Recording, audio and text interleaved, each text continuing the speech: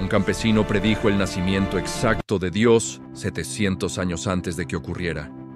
Pero su mensaje no fue de paz, fue de fuego. Mientras las élites corruptas devoraban a los pobres y compraban el silencio divino, Miqueas se levantó para exponer la diferencia mortal entre la religión falsa y la verdadera. Descubre el juicio que hizo temblar a Jerusalén y la única respuesta que Dios acepta hasta el día de hoy. El viento que soplaba desde el norte ya no traía lluvia, traía el olor inconfundible de la ceniza. En las colinas bajas de Judá, en una pequeña aldea llamada Moreset, un hombre de piel curtida por el sol y manos endurecidas por la tierra, observaba el horizonte con una angustia que le oprimía el pecho. No era un noble vestido de seda, ni un sacerdote rodeado de incienso en el templo de Jerusalén. Su nombre era Miqueas, y su santuario era el campo abierto, las viñas y los olivares que ahora temblaban bajo la sombra de una amenaza que el resto de la nación se negaba a ver. Para entender el fuego que estaba a punto de salir de su boca, primero hay que entender el mundo en el que vivía. No eran tiempos de paz. Eran los días en que el horizonte se oscurecía por el polvo de los ejércitos. Al norte, el reino de Israel, los hermanos de sangre de Judá, se estaban desmoronando. Samaria, la orgullosa capital del norte, construida sobre marfil y arrogancia, estaba siendo asfixiada. El imperio asirio, la máquina de guerra más cruel y eficiente que el mundo antiguo había conocido, estaba a las puertas. Se contaban historias de lo que hacían los asirios: ciudades arrasadas, poblaciones deportadas, líderes desollados vivos. El terror era un aire frío que se colaba por las ventanas de cada casa en la frontera. Pero mientras los campesinos de Moreset miraban al norte con terror, los nobles en Jerusalén miraban sus copas de vino con indiferencia.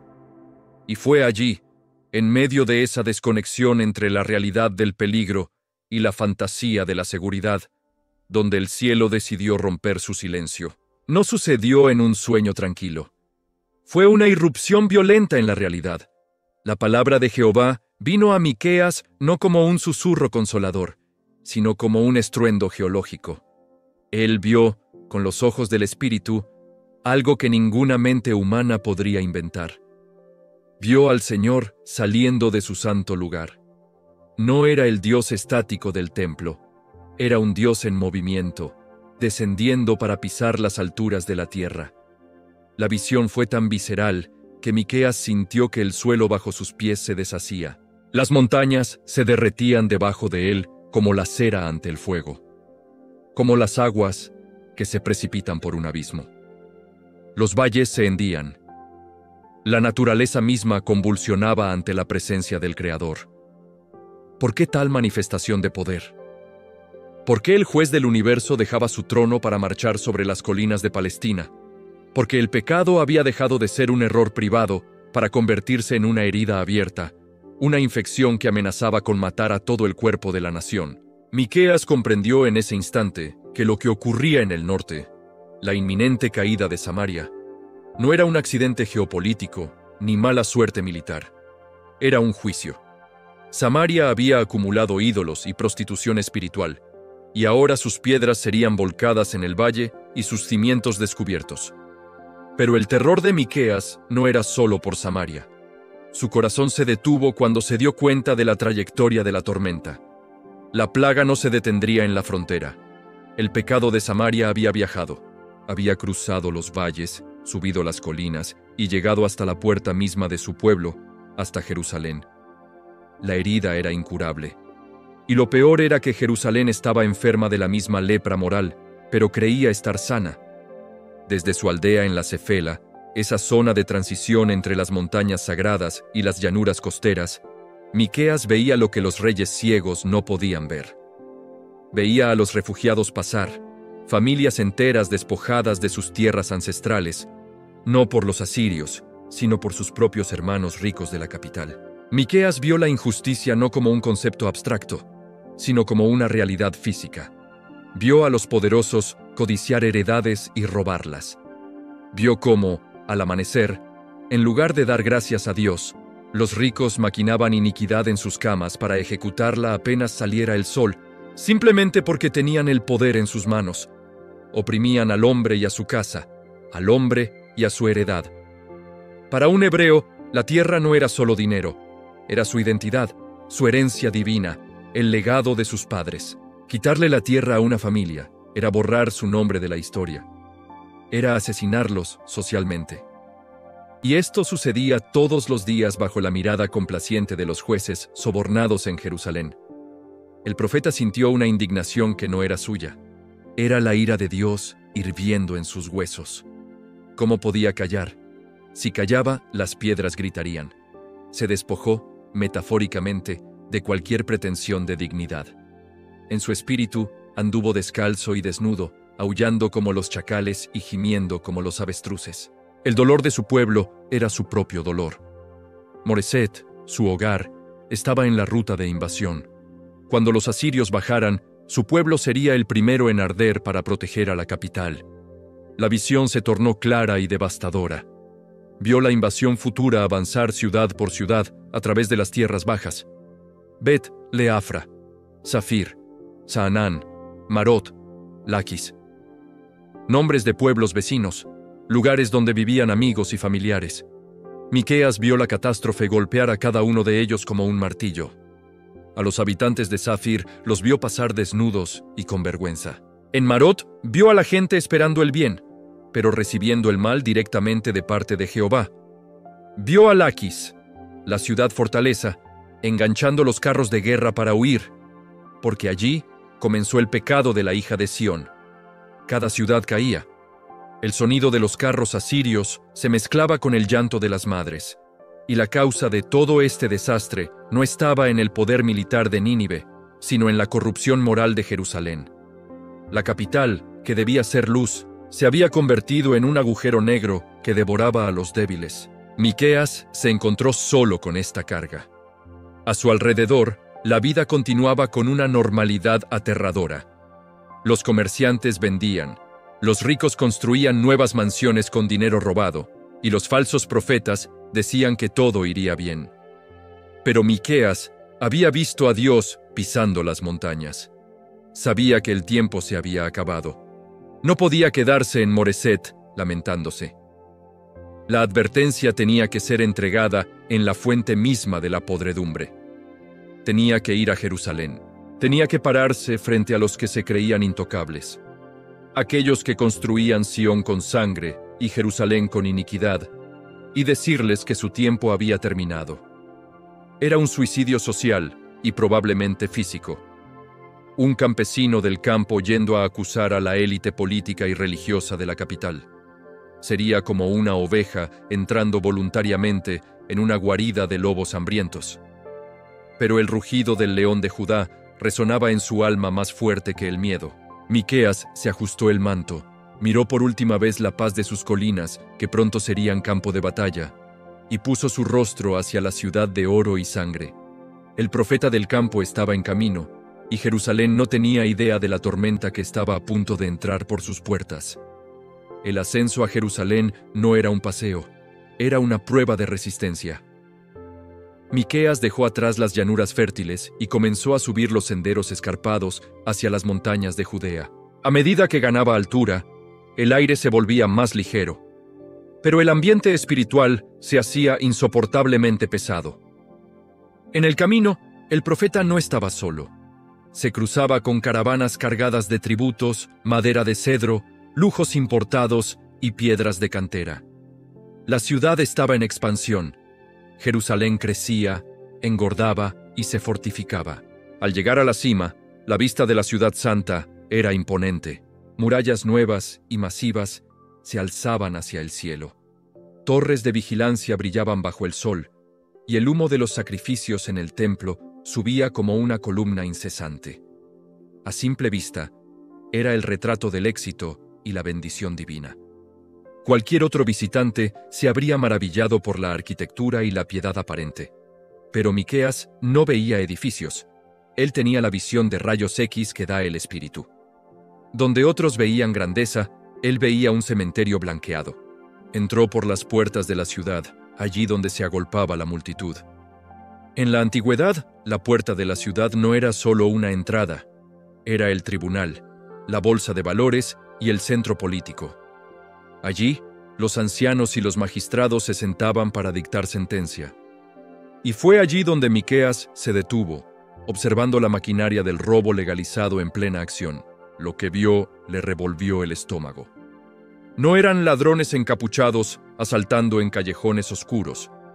El crimen ocurría a plena luz del día, ejecutado por hombres con túnicas finas y anillos de sello. Miqueas vio cómo los jueces aceptaban sobornos con una sonrisa discreta para fallar en contra de las viudas. Vio a los acreedores arrastrar a los hijos de los pobres para venderlos como esclavos por deudas insignificantes. Vio cómo movían los linderos, esas piedras sagradas que marcaban la propiedad familiar desde los tiempos de Josué, robando en un segundo la herencia de generaciones. El sistema estaba perfectamente diseñado. Los ricos codiciaban una casa y mediante trucos legales la tomaban. Codiciaban una viña y la expropiaban.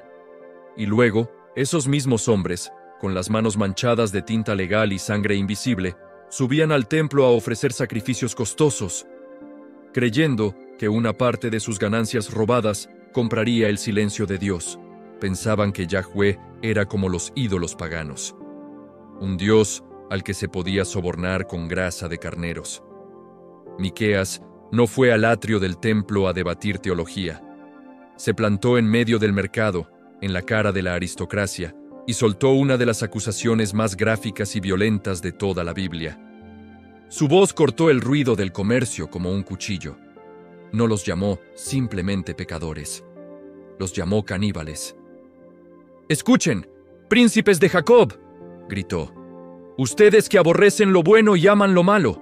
Ustedes no solo roban a mi pueblo, ustedes les arrancan la piel a tiras y la carne de los huesos». Miqueas usó la imagen de un carnicero preparando un animal. Describió a la élite de Jerusalén rompiendo los huesos de los pobres, cortándolos como carne para la olla. Era una metáfora atroz para una realidad económica. Los impuestos excesivos y la usura estaban desollando viva a la clase trabajadora. Les quitaban todo, hasta la dignidad, hasta la vida misma, para alimentar sus propios apetitos de lujo. La multitud debió quedarse paralizada. Nadie le hablaba así a la nobleza de Jerusalén. Los jefes de la casa de Israel lo miraron con incredulidad. ¿Quién era este campesino del sur con acento rústico que se atrevía a interrumpir sus negocios? Pero Miqueas no se detuvo. Señaló sus mansiones de piedra tallada y les dijo la verdad que nadie quería oír. Ustedes edifican a Sión con sangre y a Jerusalén con iniquidad. Cada piedra de sus nuevos muros, cada adorno en sus palacios, estaba pagado con la vida de un inocente. La prosperidad de la que tanto se jactaban no era bendición de Dios. Era el botín de una guerra declarada contra su propio pueblo. La tensión en la plaza se podía cortar con una espada. Los magistrados intercambiaron miradas oscuras. Aquello no era una simple predicación, era sedición. Miqueas estaba deslegitimando la autoridad misma del Estado. Estaba diciendo que el rey y sus cortes eran ilegítimos ante los ojos del cielo. En ese momento, Miqueas cruzó una línea de la que no había retorno. Al exponer la olla de carne de los ricos, se había convertido en el ingrediente que ellos más deseaban destruir. Los ojos que lo miraban ya no tenían curiosidad, tenían instinto asesino. Pero el profeta sabía algo que ellos ignoraban. Cuando el clamor de los oprimidos sube, Dios no envía un comité de evaluación, envía fuego. Y Miqueas acababa de encender la mecha. Pero el sistema tenía defensas más sofisticadas que la simple violencia. Antes de enviar soldados, enviaron a los teólogos. De las sombras del pórtico emergieron los hombres que realmente controlaban la mente del pueblo, los profetas profesionales. Miqueas no estaba solo en el escenario profético. Jerusalén estaba llena de videntes, adivinadores y soñadores. Pero había una diferencia crítica. Una que Miqueas expuso con brutalidad quirúrgica: el estómago. Aquellos hombres profetizaban según el peso de la bolsa de plata que recibían. La escena que siguió fue una guerra de palabras con consecuencias de vida o muerte. Los falsos profetas se pararon frente a Miqueas, envueltos en mantos sagrados, y gritaron: «¡Paz!». Le aseguraban al pueblo que nada malo pasaría. «Jehová está entre nosotros, ningún mal nos sobrevendrá», repetían como un mantra hipnótico. Habían convertido la religión en un negocio de extorsión espiritual. Al que les ponía comida en la boca, le anunciaban paz. Pero al que no les pagaba, le declaraban una guerra santa.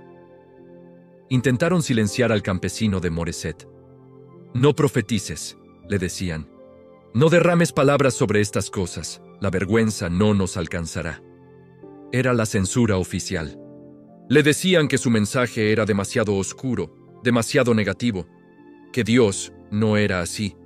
Intentaban domesticar al león de Judá para convertirlo en una mascota inofensiva.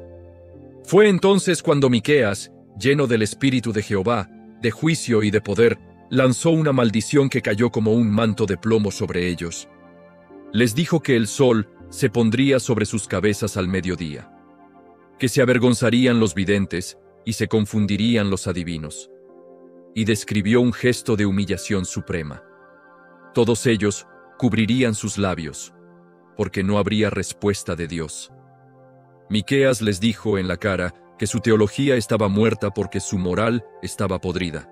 Y entonces, en medio de ese silencio tenso, Miqueas hizo lo impensable.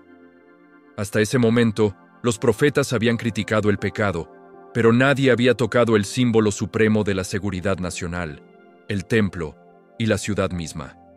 Existía una creencia dogmática, casi mágica, de que Jerusalén era indestructible simplemente porque el templo de Salomón estaba allí. Creían que Dios estaba atrapado en sus muros, obligado a defenderlos sin importar cómo vivieran. Miqueas respiró hondo y destrozó esa falsa seguridad con una sola frase. La profecía más peligrosa pronunciada hasta entonces en la historia de Israel. Por culpa de ustedes, Sión será arada como un campo, y Jerusalén vendrá a ser montones de ruinas, y el monte de la casa como cumbres de bosque. El horror debió congelar la sangre de los presentes.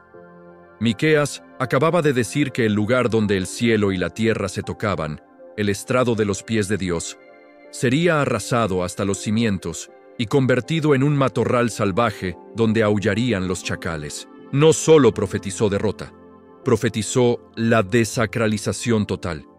Dijo que Dios abandonaría su casa para dejar que los enemigos la destruyeran.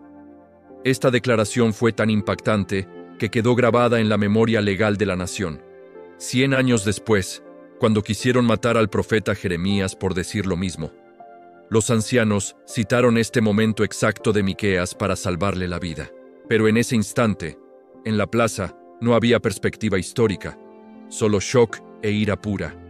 Miqueas había cometido la blasfemia suprema y la traición máxima en una sola oración. Había sentenciado a muerte a la ciudad. Las miradas de los sacerdotes y los nobles cambiaron. Ya no era desprecio lo que sentían, era pánico homicida. Si este hombre tenía razón, todo su mundo se acababa, y si mentía, merecía morir allí mismo.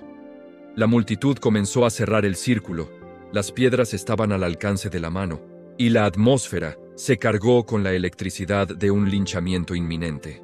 El profeta estaba solo, rodeado, y acababa de anunciar el fin del mundo tal como ellos lo conocían.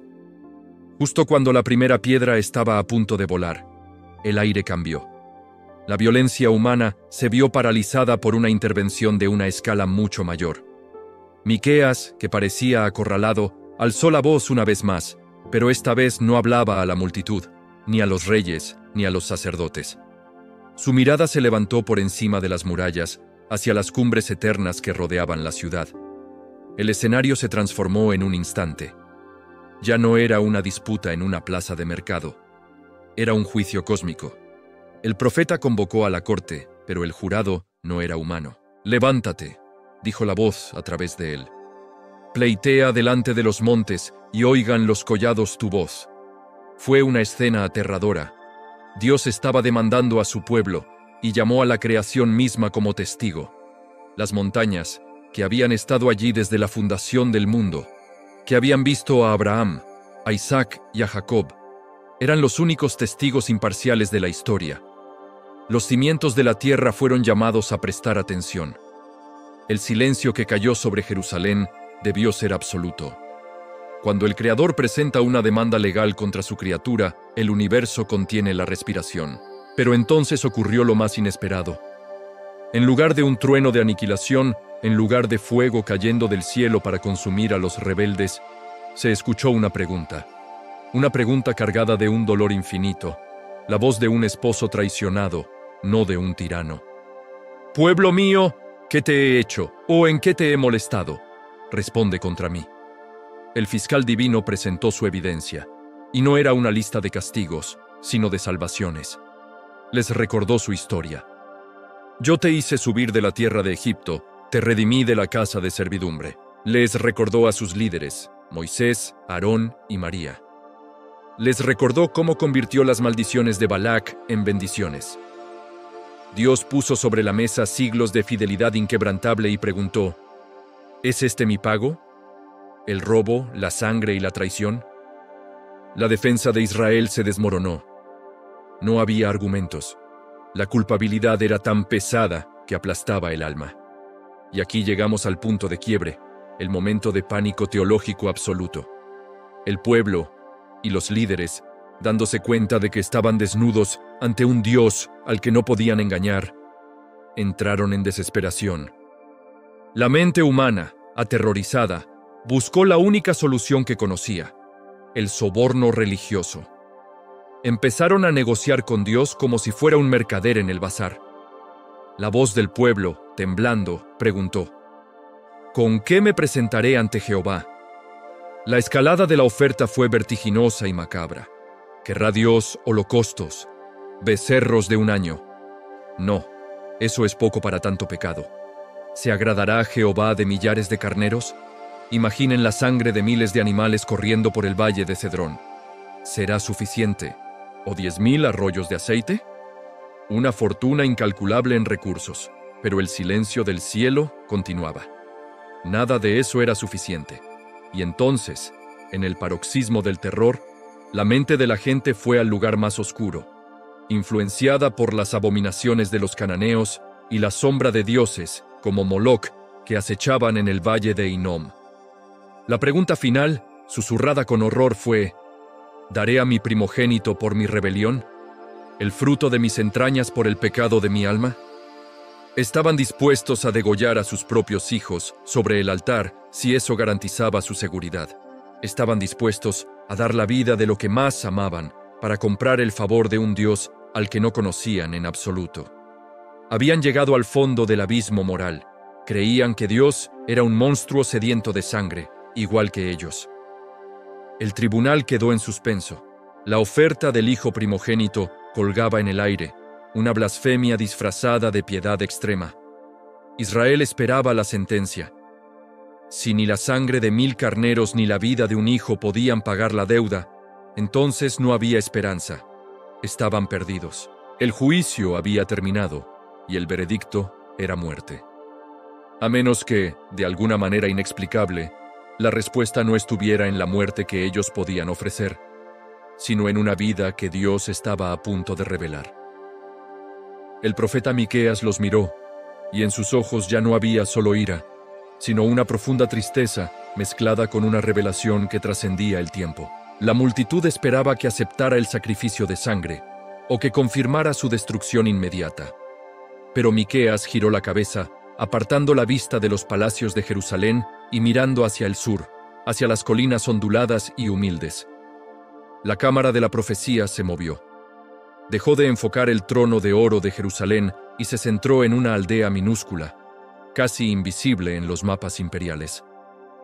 «Pero tú, Belén Efrata», susurró Miqueas, y el viento llevó sus palabras a través de los siglos, pequeña para estar entre las familias de Judá. La tensión se rompió por la confusión. Belén, ¿qué importancia podía tener ese pueblo de pastores? Era la ciudad de David, sí, pero hacía mucho que había perdido su gloria política. Jerusalén era el centro del poder. Pero Miqueas estaba viendo algo que desafiaba toda lógica militar y política. Mientras Asiria, el dragón de hierro, Se preparaba para sitiar la tierra y humillar a sus jueces. Con vara herirán en la mejilla al juez de Israel. Dios estaba preparando una contraofensiva. Pero no vendría con carros de fuego, ni con un general montado en un caballo de guerra. De ti me saldrá el que será Señor en Israel, continuó el profeta, su voz firme como la roca. Y sus salidas son desde el principio, desde los días de la eternidad. La revelación fue un relámpago en la oscuridad. El libertador no sería un producto de la élite corrupta de Jerusalén. No nacería en sábanas de seda manchadas por la usura. Vendría de la pequeñez, vendría de la tierra, de lo antiguo, de lo eterno. Y lo más impactante, este rey no sería solo un hombre. Sus orígenes eran desde los días de la eternidad. Miqueas estaba vislumbrando el misterio de la encarnación 700 años antes de que ocurriera. Vio a una mujer de parto, vio al resto de sus hermanos volver, y vio a este rey extraño y humilde haciendo algo que los reyes de Jerusalén habían olvidado hacer. Y él estará, y apacentará con poder de Jehová. Apacentará. No dominará, no explotará, apacentará. La imagen del pastor rey regresaba. Mientras los líderes actuales devoraban a su rebaño como lobos, este rey venidero defendería a las ovejas con el poder de Dios. Y luego, Miqueas soltó la frase que debía ser el ancla para sus almas en medio de la tormenta que se avecinaba. Y este será nuestra paz. No los muros. No las alianzas con Egipto. No el dinero. Él, una persona, sería la paz. Cuando el asirio viniera a nuestra tierra, y Miqueas sabía que vendría, cuando hollara nuestros palacios, este pastor sería la única defensa real. La multitud no podía entenderlo del todo, pero sintieron el cambio en la atmósfera. La desesperación del primogénito sacrificado se disolvió ante la promesa del hijo que Dios mismo daría. No tenían que matar a sus hijos para apaciguar a Dios. Dios enviaría a su hijo para salvarlos a ellos. Pero esa era una esperanza futura. La invasión asiria todavía era una realidad presente. El ejército enemigo seguía marchando hacia ellos. La promesa del Mesías en Belén les daba un futuro. Pero ¿qué debían hacer hoy para sobrevivir? ¿Cómo debían vivir ahora que sabían que sus sacrificios de sangre no servían de nada? La pregunta del tribunal seguía flotando. ¿Qué pide Jehová de ti? Miqueas bajó la vista de nuevo hacia el pueblo. Ya no había gritos. Había llegado el momento de la verdad práctica, la definición final de la religión que cambiaría la ética humana para siempre. El silencio que siguió a la revelación del Mesías fue denso. La multitud, con sus cuchillos sacrificiales aún en la mano y sus mentes llenas de cálculos sangrientos, esperaba una lista de precios. Esperaban que el profeta dijera: traigan 100 toros y Dios perdonará. Porque la religión, para ellos, era una transacción comercial. Yo te doy carne, tú me das lluvia y protección. Era fácil, era controlable. Pero Miqueas los miró con una lástima infinita. Entendió que, a pesar de todo el terror, no habían entendido nada sobre la naturaleza de Yahweh. Dios no tenía hambre. Dios no necesitaba sangre para calmar sus nervios. Lo que Dios quería era algo mucho más costoso que un primogénito. Algo mucho más difícil de entregar que 10,000 arroyos de aceite. «Oh, hombre», dijo Miqueas, quitándole el título de príncipes o sacerdotes, reduciéndolos a su simple humanidad. Él te ha declarado lo que es bueno. No era un misterio esotérico escondido en un pergamino secreto. No necesitaban subir al cielo para traerlo.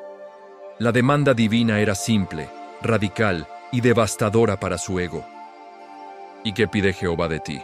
Solamente hacer justicia y amar misericordia y humillarte ante tu Dios.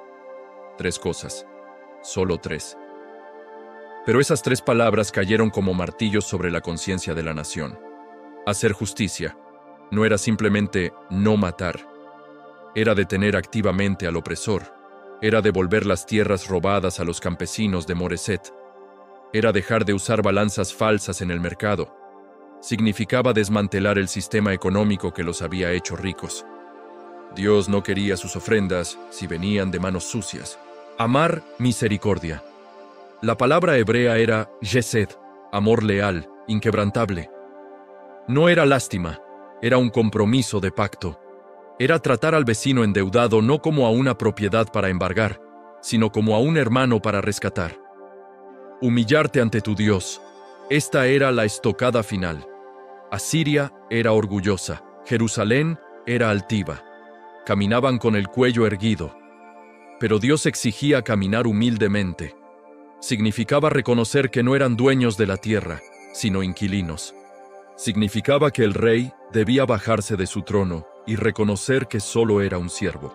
La multitud se removió incómoda.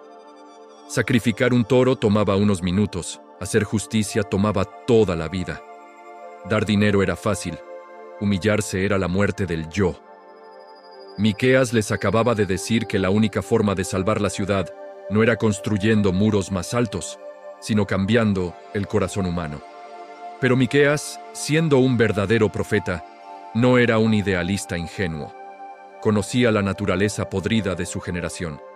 Sabía que, aunque asentían con la cabeza, sus corazones seguían siendo de piedra. Y aquí la narración dio un giro oscuro hacia el realismo psicológico más crudo. Miqueas miró a su alrededor, buscando un hombre justo, alguien que realmente viviera esto.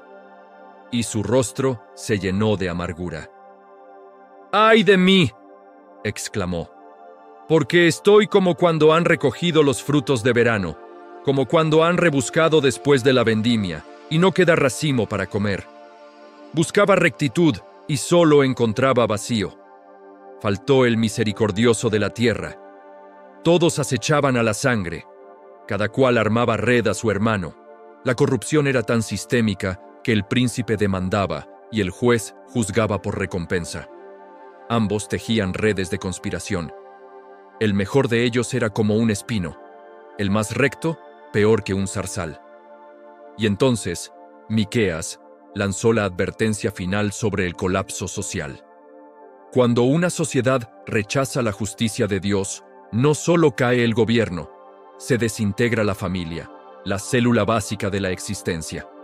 No creáis en amigo, advirtió con gravedad, ni confiéis en príncipe.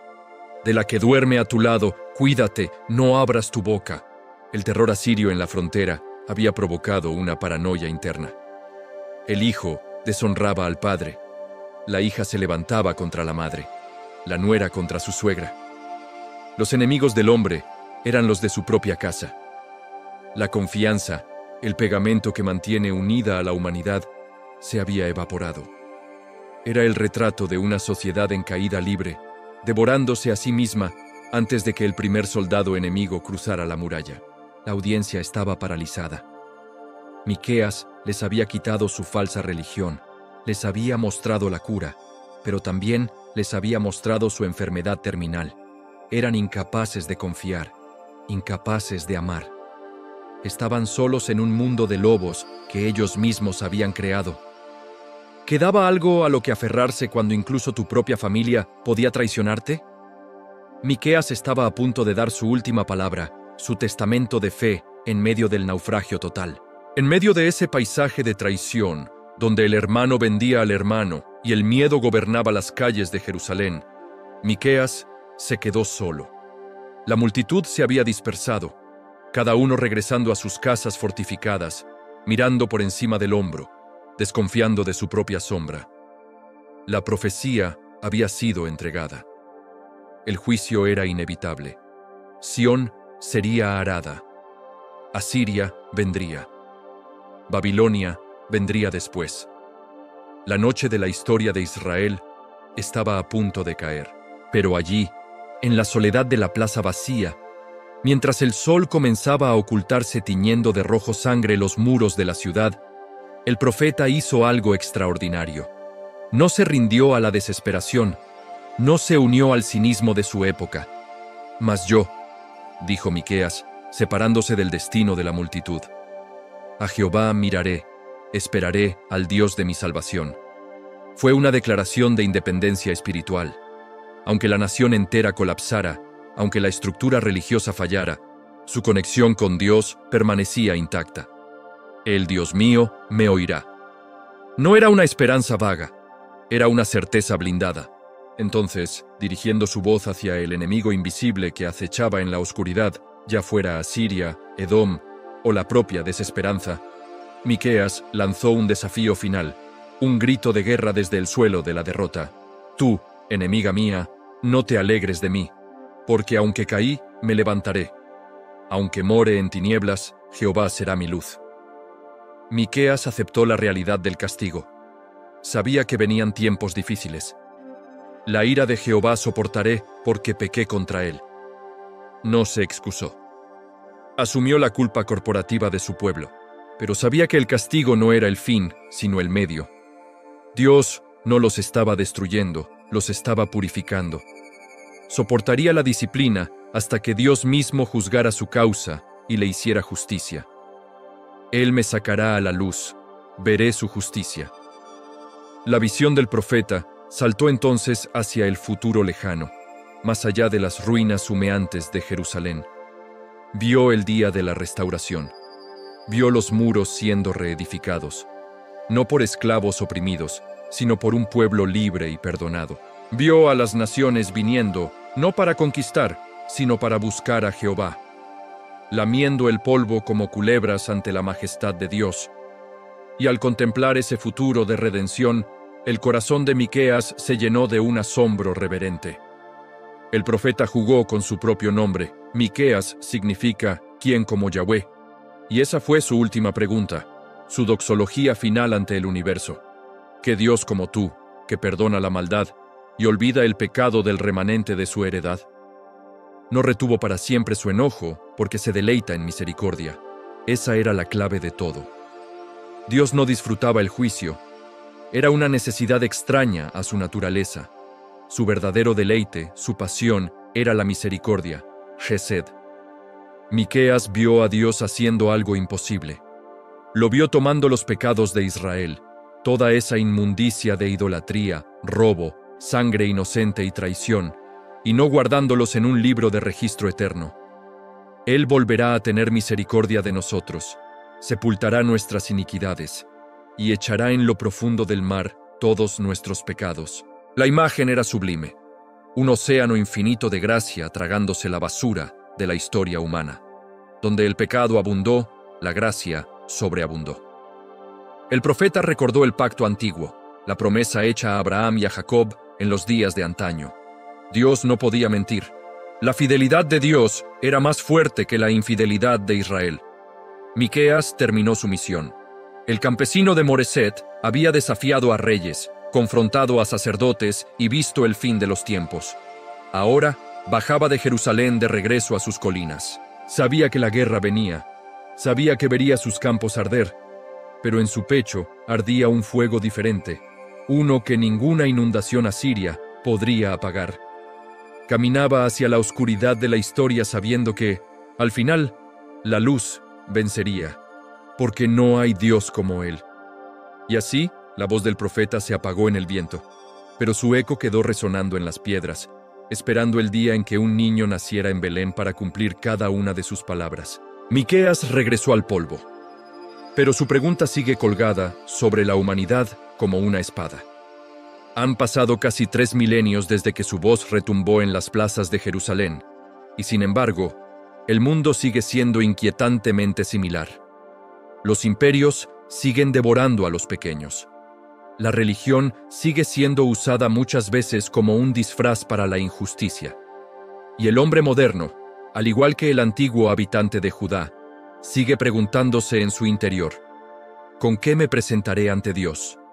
La respuesta no ha cambiado. La paz con el cielo no se compra con dinero, ni se negocia con rituales vacíos. La demanda sigue siendo ética, profunda y personal. Hacer justicia. Amar misericordia, humillarte ante tu Creador.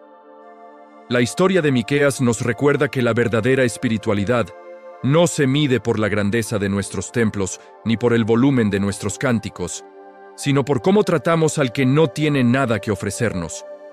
Nos recuerda que Dios es un juez que defiende al débil, pero también un padre que se deleita en perdonar al que se arrepiente. Si este viaje a través del fuego de la profecía y la esperanza ha resonado en tu espíritu, si has sentido el peso de la justicia divina y el alivio de la promesa de Belén, no dejes que este eco se apague. Suscríbete al canal y activa las notificaciones para ser testigo de la próxima entrega de esta saga, donde continuaremos desenterrando las historias que forjaron la fe. Comparte este relato con alguien que necesite saber que, aunque more en tinieblas, hay una luz que promete levantarlo. Esta es la serie Ecos del Antiguo Testamento. Antes de la gracia hubo fuego. Hasta la próxima.